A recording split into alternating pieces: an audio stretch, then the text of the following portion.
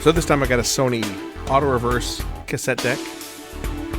Not a super high-end one, but certainly not bargain basement. This was a good quality deck. A little bit below the ES line, but still a good deck. This one, however, has multiple problems. How many problems? 3. Let's check it out and see what the problem is. Today on Tech Talk, I have a squealer.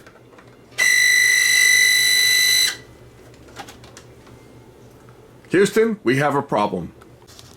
This one's a TCRX420 Cassette Deck auto reverse in really nice cosmetic condition, but it's making a horrible noise.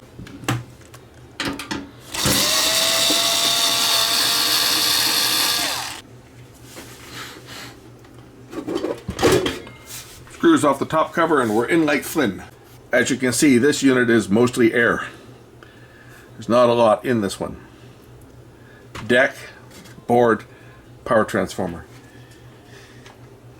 And something's squeaking, so let's see if we can see what's making that horrible noise. Is it a belt that's slipping or is it a motor?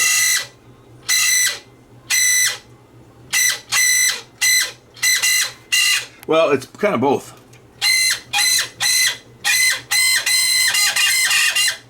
The motor itself is making a terrible noise. I may just have such a motor for one of these units too. But also the belt is melted. So belt's turned to mush. Motor is noisy as old hell. Might be able to fix this motor. I might have to replace it. I do happen to know where I can get a motor though. I just so happen that I do have some motors here. And this one's not the motor. But I do happen to know a tape deck that has a motor that's probably the same as this one. In fact, I looked at it yesterday and the guy told me to keep it. So I may have to steal a motor out of that because I think it's the same as this one. I may just elect to salvage a motor out of another machine or even try to repair this one. It might just need to be oiled. The reason it's squealing is because there's no belt on it, so there's no torque being applied to the actual spindle itself. And if I take this apart and put some oil on it, it might quieten it down. I was going through a box and I found the last of my diplomas from Sony Service and Engineering. Sony would put on seminars, training courses that we would attend, and we'd go to wherever they were holding them at, and they'd bring up. Usually, we'd bring them out to different areas, and I forget where I took this one, but this was probably one of the last ones that I took, January 2003. Right, January 13th through January 24th. I forget where this was. It wasn't here, but I had to travel to go to this one for like a week. But this was the last course that I took with Sony. And I remember sometimes I had to go over to the island, I had to go to the interior, I had to travel to other provinces to do courses at various times. But anyway, I happened to find these, and I used to keep them at work. I had them framed around my workbench. I don't know what good it meant. I guess it was to give customers a warm, fuzzy feeling that the guy working on their stuff was certified by Sony anyway. I found these ones and I thought, oh, okay, I'll just show them off. And I'll promptly put them back where they belong, in the trash bin. First things first, I'm going to remove the deck from this unit so that I can actually work on it outside of the cabinet. And see if I can make this one work for the least amount of effort. Remove this one. It's a couple screws on the bottom, I believe. There's 4 screws, right? 4 red screws, and the chassis will lift out.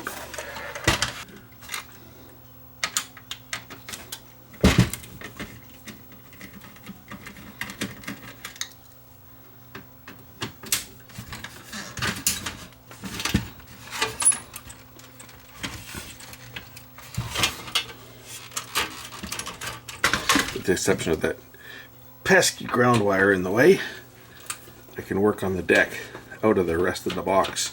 Just makes things just a little bit easier to work on.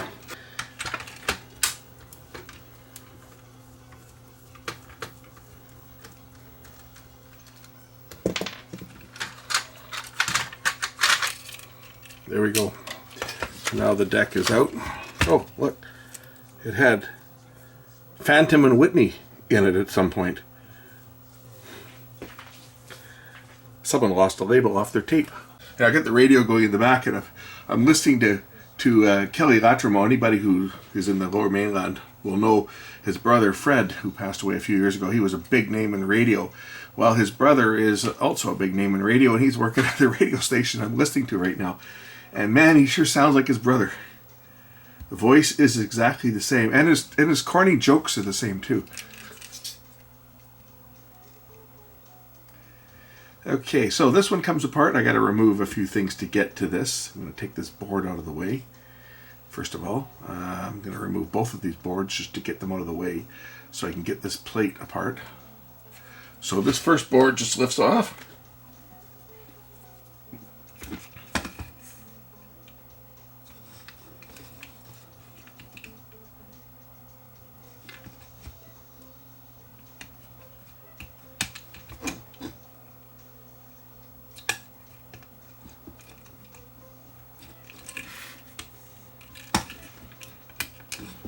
Oh, it does unplug. I was thinking it didn't unplug there, but yeah, it does unplug. And now I can take off the preamp on this one.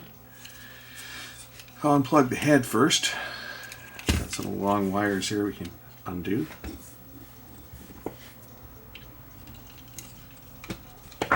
Now, one thing you gotta be careful when you're undoing these plugs is that these wires are very fine, so do try to grip the edge of the plug with a fingernail or something. Otherwise, you could rip the wires right out of the back of the plug. There's one screw that goes through here, and of course, I've got the wrong size screwdriver.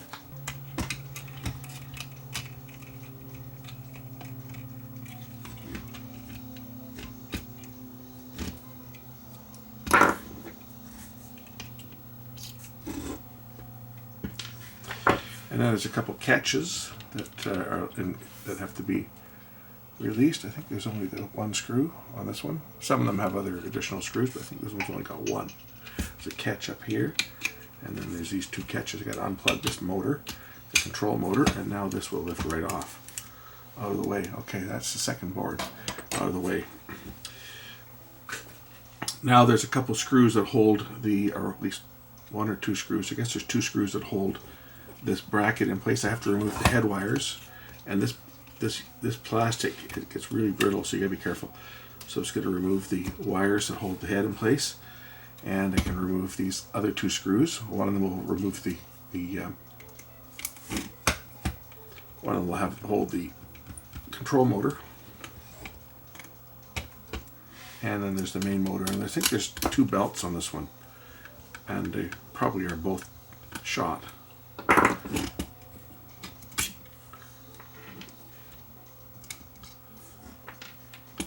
Okay, now this will lift out of the way if I pull it down and lift it up. There we go. So there is two belts on there. They've both turned to mush. As you can clearly see, it is just disgusting. It's a disaster is what it is. As you can see, this motor here is got the remnants of a sticky black mess and the belt here. So now it's time to clean this mess up. So I'm going to remove the control motor just so that I can access it a little easier, just to clear that crap that's on the pulley. I'll get paid enough to work on this junk.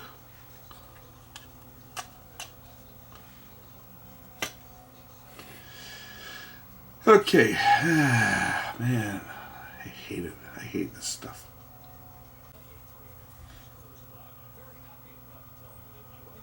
So basically what I usually do for this is I usually use like a screwdriver and some paper to wipe it off on, and just use a flat slot screwdriver and just drag it through the pulley groove to try to scoop out most of this crap, and then wipe it on a piece of paper and proceed to pick it up and get it all over my fingers. The capstan belt should come off a little easier because it's a wider belt. But it's just...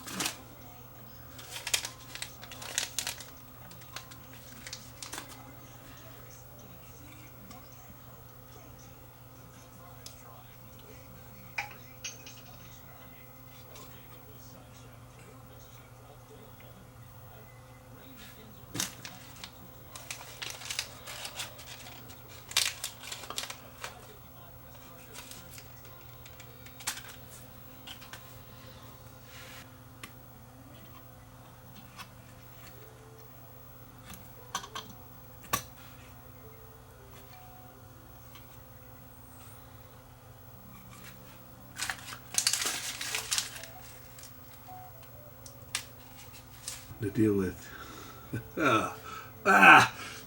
Stuff terrible. I just just trying to scrape the crap off of it, and then I'll go and clean it properly. But I got to get the old.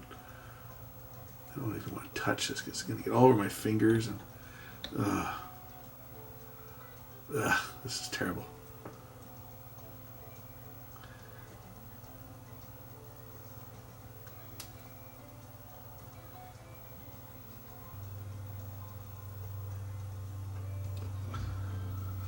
Probably use acetone to take this off once I get the. You use alcohol too, but acetone works pretty good. I can find some. Never used to be a problem finding acetone around this place. When I had a teenage daughter. Don't have one of those anymore. Well, not a teenager anymore. She's like 25, but she doesn't live at home anymore, so all of her nail polish and stuff that she used to, and her nail polish remover she used to leave lying around that I used to borrow to clean things up is long gone.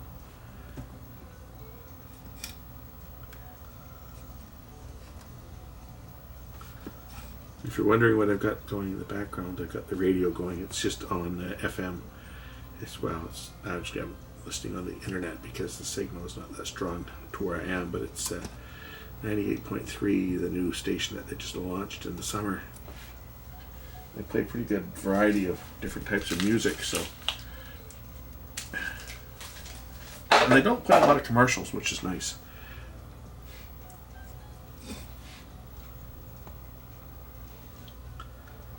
You can check them out at Wave Canada or Wave FM, Wave.fm or Wave Canada on Radio Player or TuneIn or any of those apps. They have it there.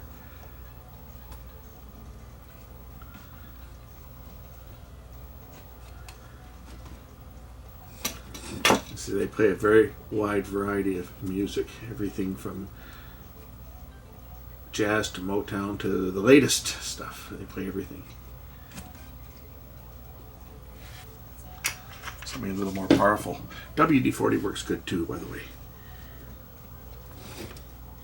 Acetone works great, but I don't think I've got any. But WD-40 actually does a very good job. But alcohol, it'll remove it too. Soften it and melt it.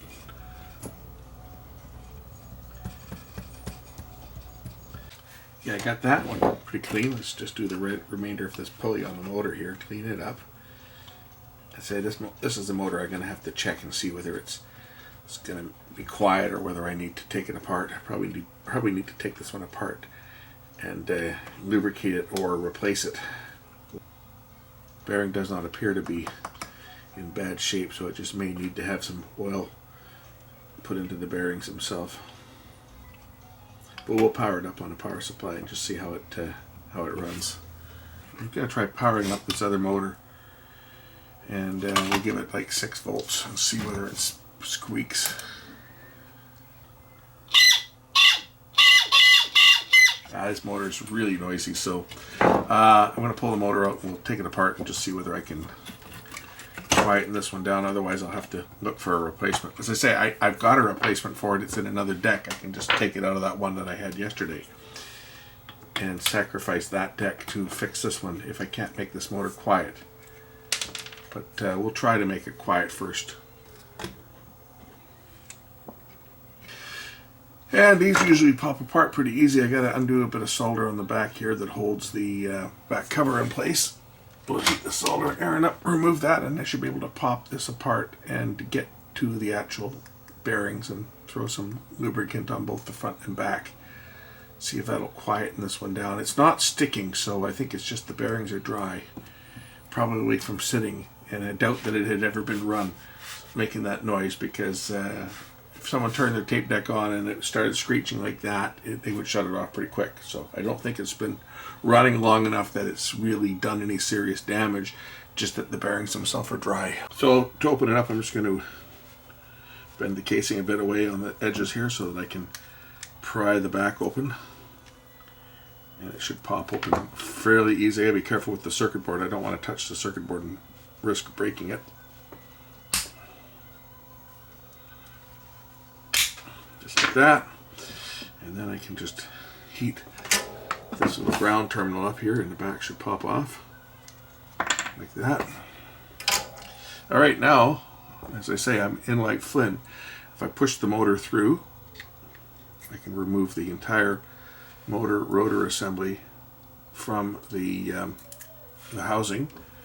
Use a screwdriver or something small enough to push it through, just to break the magnetic field. That way I don't have to separate it from the brushes. Okay, now I can put some oil down into the motor at the back, the bearing at the back, and as well as the one at the front. I don't want to separate the brushes if I don't have to, because then I have to kind of pry them out of the way. So we'll put some oil down front here.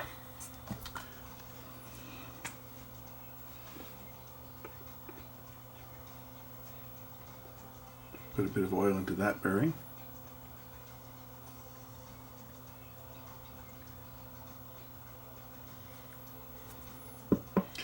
Do the same for the one at the back side here.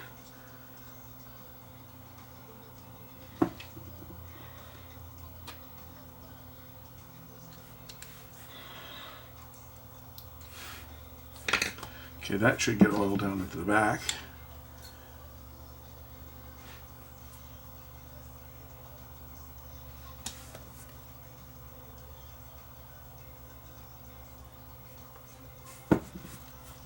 Now put the motor itself back into the housing.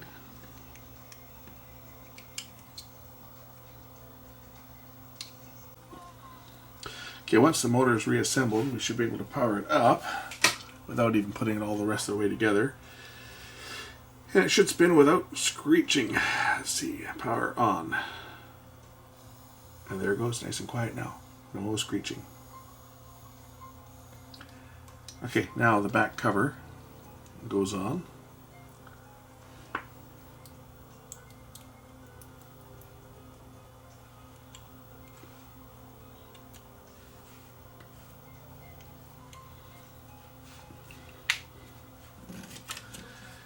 Alright, I'm going to put the screws back in. We'll remount the motors and see if I can find a new belt and give this thing a test fly and see if it works.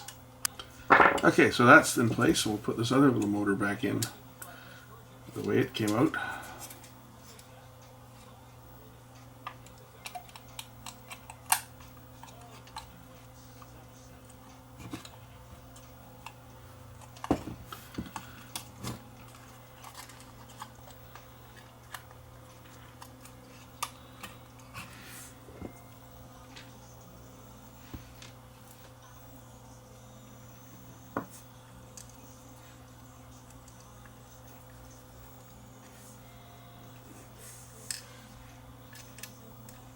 So how these mechanisms operate is there's, I guess this gear here kicks in and kicks this plate over, which releases the clutch, and then the clutch does the work. So every time it kicks over, it changes the modes, and that cam there is what raises and lowers the head.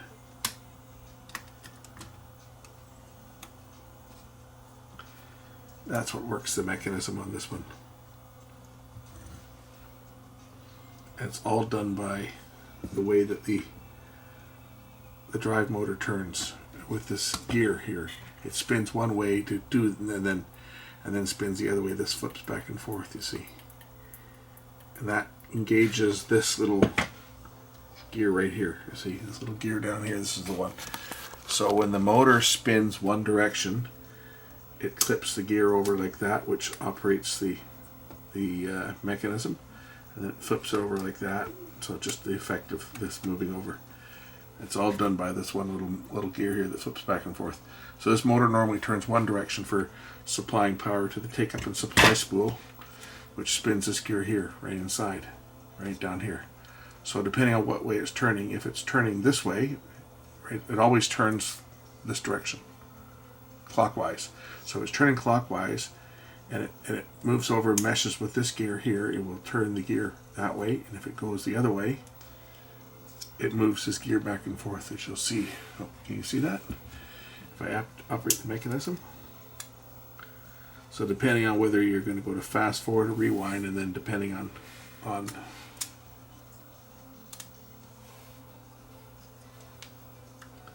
okay, that's play now, right? And then if I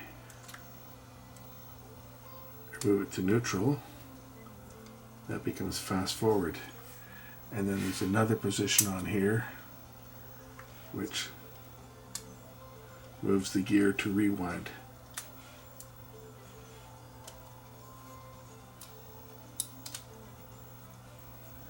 There, now you see it. Now if I turn it, it turns the wheel the other way. It also reversed the head. If you saw the head spin, I don't know if you saw that or not, but watch the head. The head will flip over too.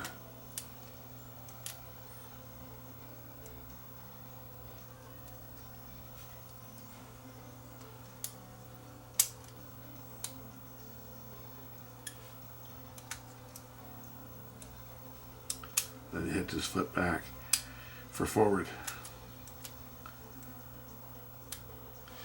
And that's when this is turning clockwise. If it turns counterclockwise, then, so that's this motor here. So for this to turn clockwise, the motor itself has to also turn the same way, right? So when the motor turns this way, this gear is out of the way. It's just idling. When the motor turns the other way, that gear flips over, and that operates this other little midway gear here, which is what moves the cam back and forth.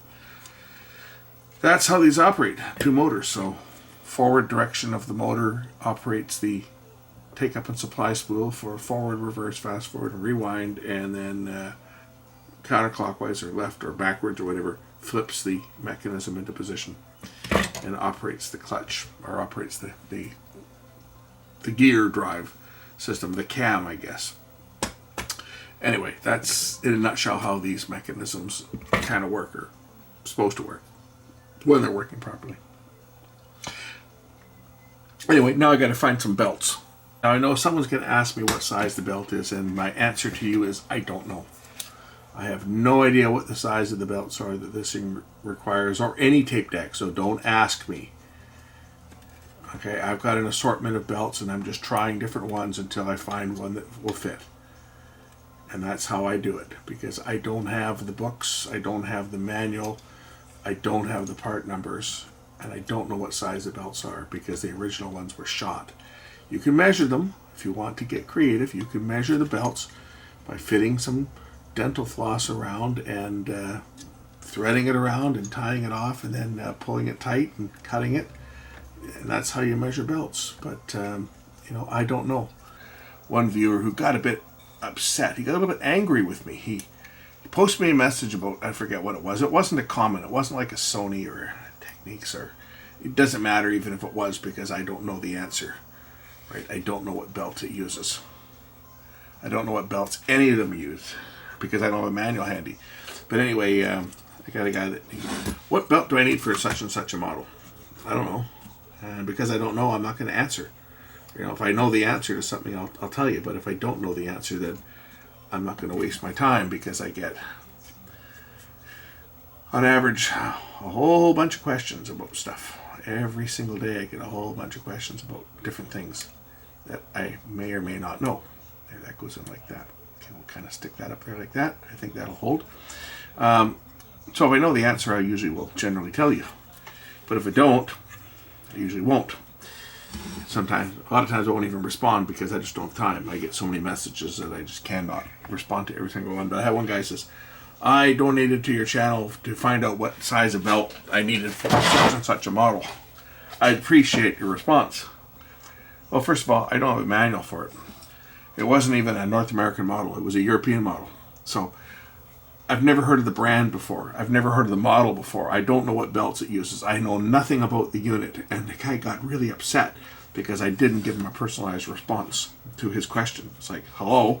So I generally don't. If I know, I'll answer. But a lot of these things, I don't know the answer to your question. And that's why I don't answer it. Because I'd rather not give you an answer than give you an incorrect answer and then have you mad at me all over again because I steered you in the wrong direction and you went and bought something off of eBay or something else, and it wasn't the right one, and now I'm the bad guy because I gave you the wrong information. So there. For belts, you got to measure them. Or buy a collection of belts like I have and just go through until you find the right one. It's not that difficult once you start popping belts on. When you get the right one, you'll know it'll fit. And when it's wrong, well, it won't. That goes on like that. It pops in place like this. These clips have to go in on both sides. And once this snaps in place all the way, I should be able to see whether the belts are going to work or not. There, okay, it goes in like that. This one will turn this pulley, that's good. That turns that pulley. And now I just need to slip the capstan pulley over the capstan motor. Before I do that, I'll just throw a couple of screws in just to hold the mechanism in place so it doesn't fall apart. So I'll put that screw in there.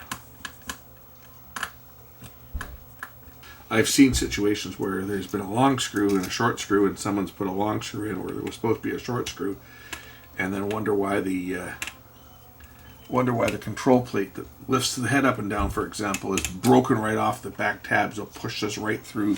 They'll push this right through the mechanism because they put a screw in that's a ½ an inch too long or a ¼ inch too long. So always be sure if you've got a long and short screws, you put them in the right place without losing it.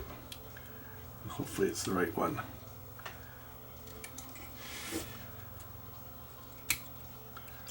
I have the belt on.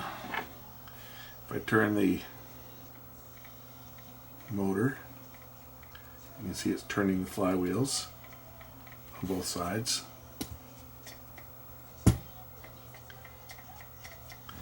Now whether this belt is too tight or too loose, I won't know until I get the unit back together and see how it performs. So let's start that process of reassembling the motor assemblies.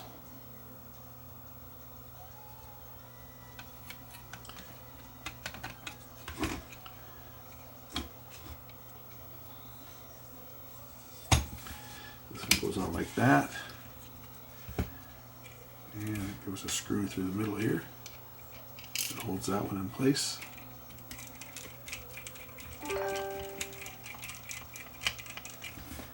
And then the motor plugs into the motor plugs, one there and one down here. And then this one goes on.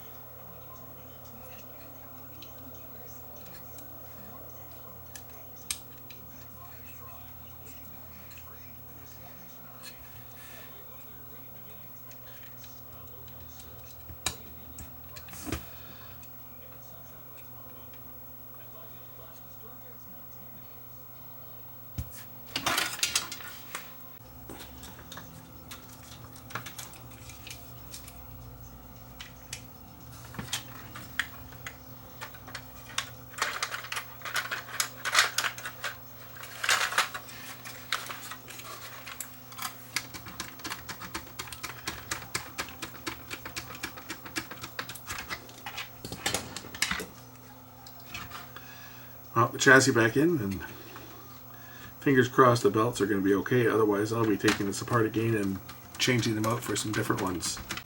Okay, got the chassis back in its cabinet. Plug the plugs back in. They're keyed, they only go in to one plug, so we don't have to worry about. So to test it out, the first thing I need to do is I need to determine whether the mechanism's operating correctly, and I don't want to put a good tape in to do it, so I've got a dummy tape. This is a tape that has no tape in it, no reels, just a shell. This way I can put the mechanism through its paces and see that it's operating correctly. I have a sneaking suspicion that the belt that I put in here for the top one may be a little bit too tight, which may be restricting the movement of the control motor, because if the belt is too tight and it can't spin in the reverse direction at the right timing, it won't operate the mechanism. So I want to check that first before doing anything else. So we'll put it into operation mode here. Let's just try rewind first. And it is rewinding.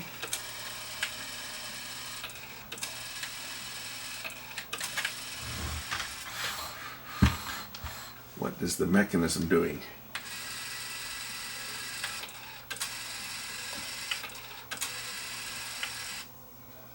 Doesn't look like it's kicking this thing over. You know what? It might be the gear slipping. I can see it spinning, but it's not kicking the gear over. So it might be this gear is slipping a little bit, or it's out of position on this motor.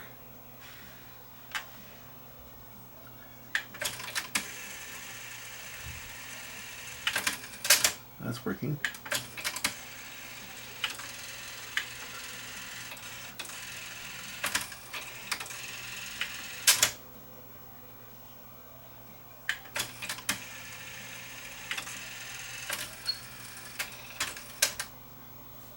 Yeah, we've got to, it's either this belt is too tight, or the actual gear is slipping itself, which is possible. It could be slipping on the motor spindle. In other words, it may be cracked. We'll have to check that again. One thing for sure, the capstan belt is okay. It's either this other belt is the wrong thickness, or it's the gear is slipping on top of the motor, because that gear came off very easy, so it's possible that that gear is cracked. I'll have to check that. Anyway, it means I got to pull the mechanism out again and double check this motor. So it looks like there's a crack. Maybe this gear popped off really easy, and it shouldn't have, but it came off really easy. If I turn the belt, the pulley is turning. I can see the pulley turning. I don't know if you can see it on camera, but there's the pulley. The pulley is turning, but as you can see, the gear is not, and that's what flips that back and forth. You can see the pulley there is turning, and it's slipping on the shaft. Therefore, that's why it's not transferring the power. I'm going to have to put a bit of glue on the top of this shaft. In fact, you can probably see the crack. I'll pull the motor out again so we can look at it, but I bet you there's a tiny little crack on this gear here. This is the problem with these plastic mechanisms, right? You get these gears that just crack. This is no different than the sled motor on CD players. They develop that little crack, and then the CD player would start to skip. Of course, now I got to go through this whole process of removing this to get at this pulley, which means taking the belts off again, which is always a pain in the ass on these getting them on. Well, kind of a pain in the ass.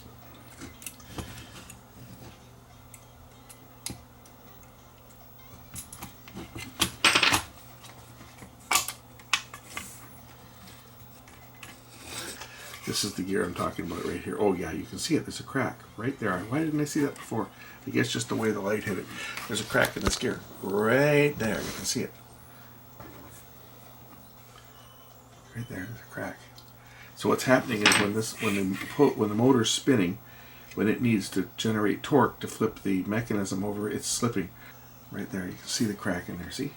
So that's what's happened on this one. In addition to the belts being melted, that gear is cracked. And that's why that came off so easy, because normally I wouldn't expect that to fall off changing the belts, but that was cracked.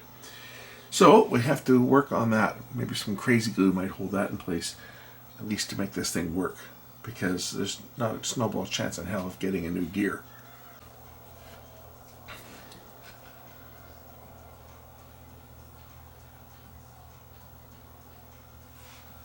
Loctite 414. Let that set up for a minute, and then we'll reassemble it and see if I get any better results. That should solve the problem. This thing's getting more expensive by the minute. The problem is the guy that owns it's got a limit as to what he's going to spend. So every extra minute I spend on this thing is basically a minute of my time without being compensated for it. Because if I try to say, oh, it's this and this and this, and it's going to be, X number of dollars, you know what's going to happen? It's the same thing can happen with this one that happened with the last one. I'm going to be told to keep it. So that's the problem, is you can't, I know people say, oh, it's worth spending this kind of money. I don't know where people get the idea that this old stuff is worth a lot of money, because it's not. And I'm lucky to get $50 or $60 to fix a tape deck, even of this quality. It's just that people will not spend money on this stuff. No matter what eBay says, no matter what the prices that people see old tape decks selling for on eBay, people will not spend money, at least not in this market, because they can go get another one pretty cheap. Okay, so now I've thrown this back together again. All the fun part of getting the belts in place. You put the belts around the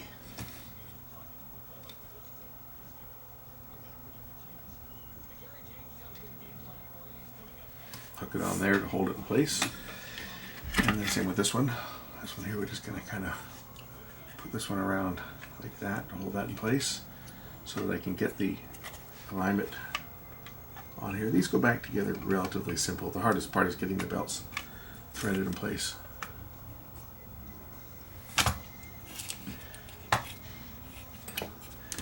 Use the hook to hook this belt over its pulley. Like that.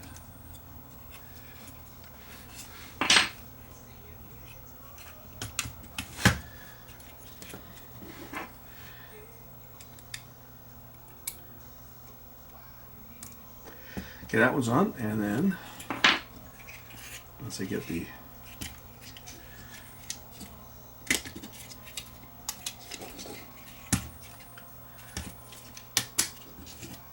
chassis in place, now I can get the last belt on its motor spindle.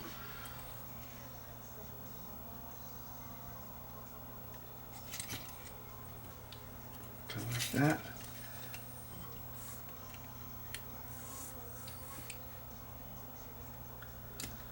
There, I think I'm on. There we go. Not that hard when you've done it a couple times.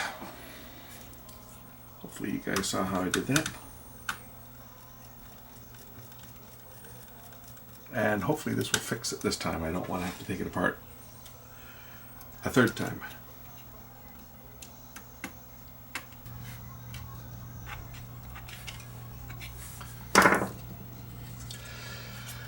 All right, motor, or the boards, I should say. Plug the motors in first. Snap the boards in place, plug the motors in. That board plugs on top.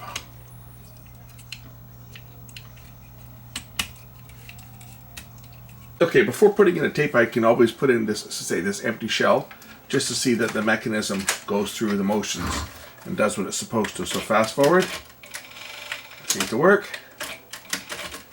Rewind, that works. Reverse, yes. Play, yes. So everything seems to be working mechanically. So then I can transfer over to a real tape and hook it up and see if I get any sound. Okay, it's plugged in. Good. Okay, it plays. So let's try a proper tape, because that one is a tape that it's just my foobar tape, as it's called. We'll try this tape and just see how it sounds. So here we go.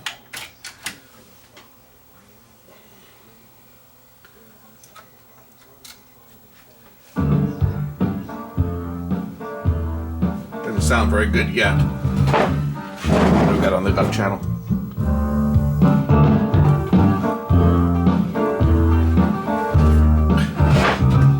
Well, let's just see if the heads need to be cleaned.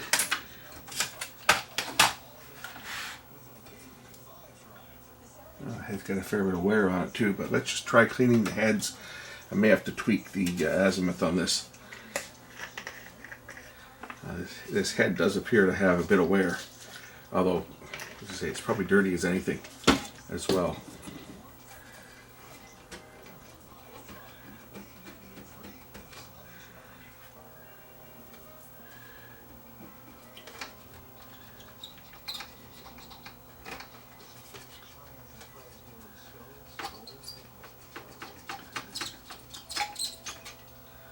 A little bit of dirt. Alright, let's try it again and see if it sounds any better. Much better.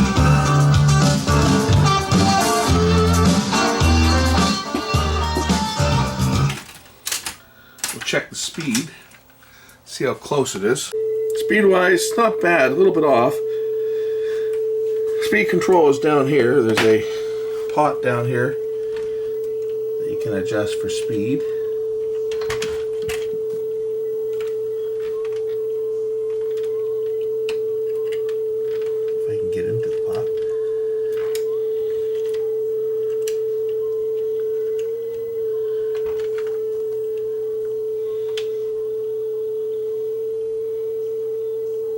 little bit of flutter in there too.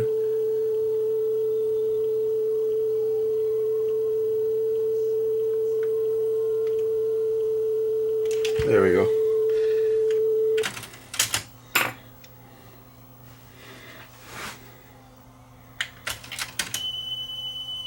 There's the 3 kilohertz.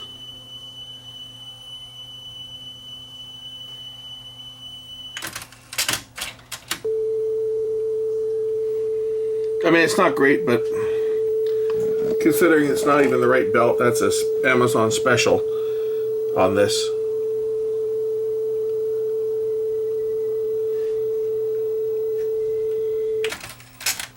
Let's just try the other direction. See how it sounds.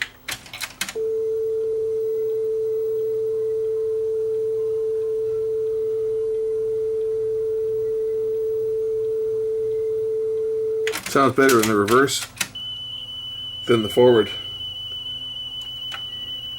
Might be just some dirt on the capstan. Let me just look at the capstan and see if the 2 capstans, one might be contaminated a bit.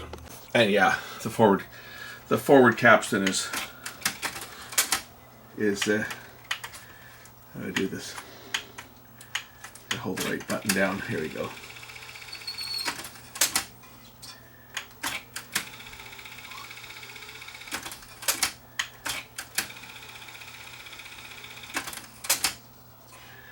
There's a fair bit of dirt on there, you see, and that certainly could affect the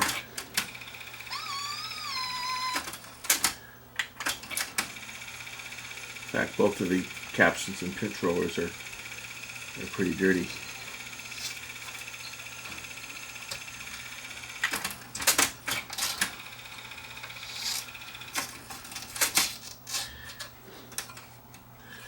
Kind of got caught up there, didn't I?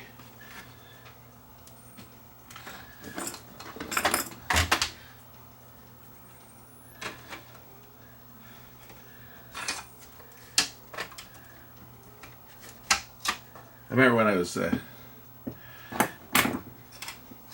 younger, much younger, and me and my friends went to a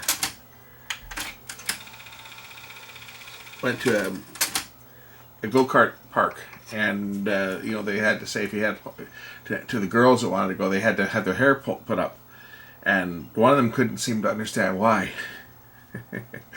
Well, just think if that was your hair and it got caught around a pulley on a motor on a go-kart, what do you think would happen to it? it ripped the cotton off the end of the Q-tip. Okay, that's a little cleaner than before. Let's just see how the tone plays now. Oh, that's much better. Still not perfect, but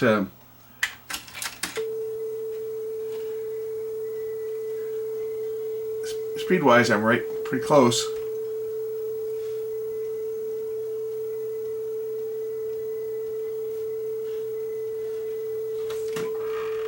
Get a bit more volume.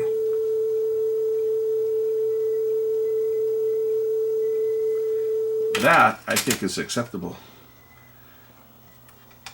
I'll turn it around and check it going forward. Yeah, I think this is okay, this machine. For the amount of work that I've put onto this today, I don't want to do any more. We'll just check it. I'll do a test recording, of course, but I think this one is done. And this video has gone on a long time, believe me. It's taken me even longer than what was recorded here. This mechanism had to come apart a few times because, you know, we had a couple of different faults on here. Besides having belts that were all melted, that bloody gear that had a crack in it, that one was causing me some headaches. Well, we got it glued back together. It should hopefully last for a while. But this is what you get into when you get these older decks. Now, this was a TCRX420, so this one wasn't exactly an entry-level deck. This one was actually pretty good. It had OBBC and HX Pro. So this one would have been considered a, a mid to high deck, high-end deck of its generation. Certainly not an ES deck, but this was not a cheap deck. That's for sure. And it's in good shape. I mean, this one here, the person who owned this one actually looked after it. I mean, look at it. I mean, the cabinet is in really good shape. He's even got the original Sony sticker on it. I think that this is the person who owns this one. I think they'll be perfectly happy with this.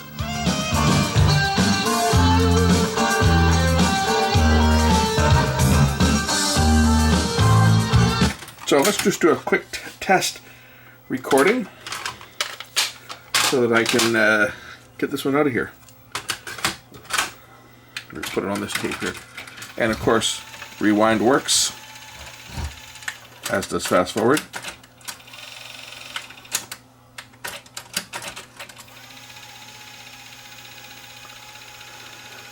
So let me get something queued up and we'll do a recording. Control's dirty. We'll give the control a shot of neutral. It's easy to get at on this one.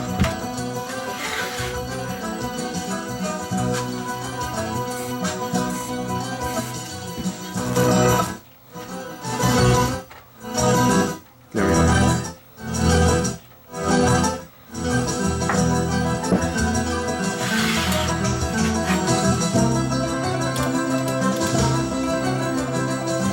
I'll do it in Dolby B. Okay, let's play the standard track I always play. Let me get this thing set up to go here.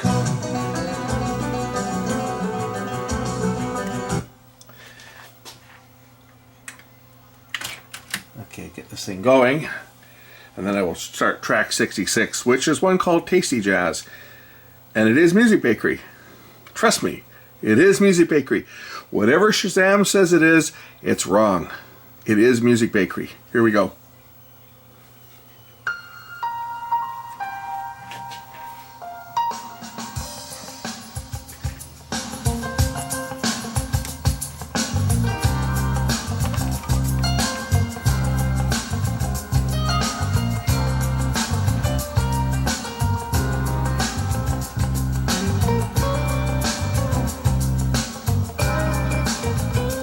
For those that don't believe me, because I got challenged last week from someone who said it was something by a band called Frasian Jazz Line Orchestra or something.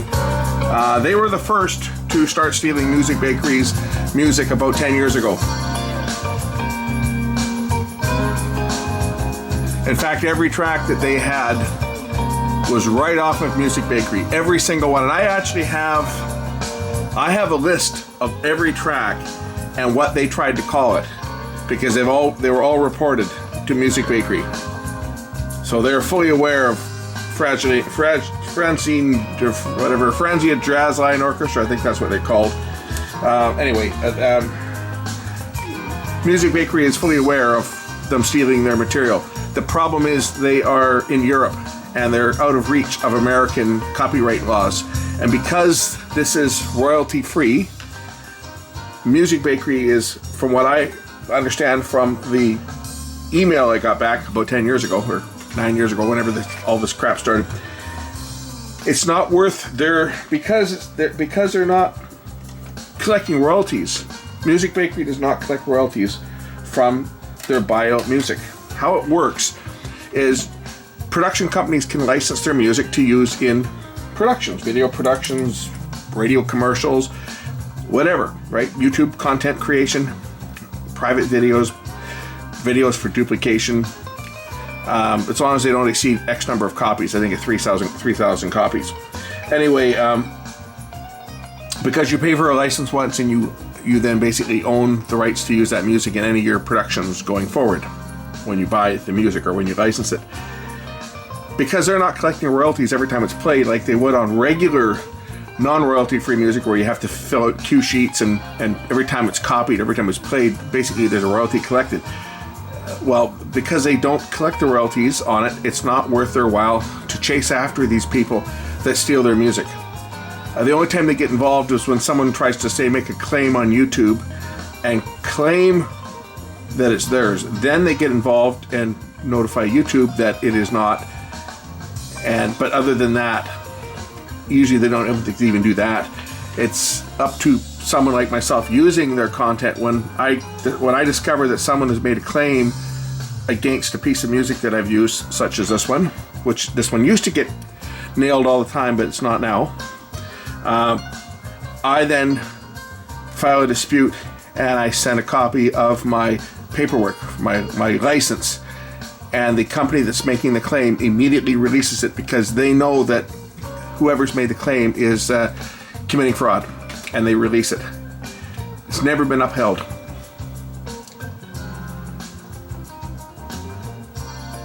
Anyway, I'm gonna let this track just fully record. We'll play this back. I'll play it right into the camera like before, and we can hear how this sounds.